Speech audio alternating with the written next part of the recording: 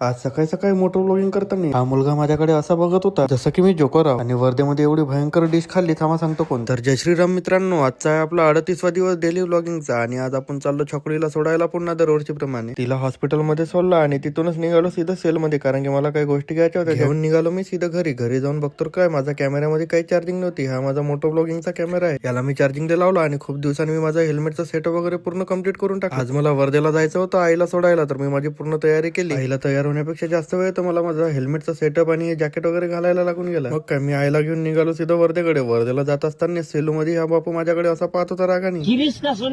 मग काय मी सीधा पोहोचलो वर्धेला आणि आईला बाय बाय करून दिलं आणि सर्व मित्रांना भेटायला निघालो. मित्रांची भेट झाली आणि मित्र म्हणे त्याला नाश्ता करून येऊ. मग मी निघालो आर्वी नाक्यावरती अमृत डोसा. इथून मी एक मसाला डोसा घेतला आणि मसाला डोसाची टेस्ट एवढी भयंकर होती की असा डोसा मी कधी वर्धेमध्ये खाल्लाच नव्हता. मी सेलूतल्या लोकांना पण सांगतो की कधी पण वर्धेला आलो तर अमृत डोसा मध्ये नक्की या आणि मसाला डोसा तर एकदा टेस्ट करून जरूर बघा. काय मी सीधे भेटलो ओमकार दादाला.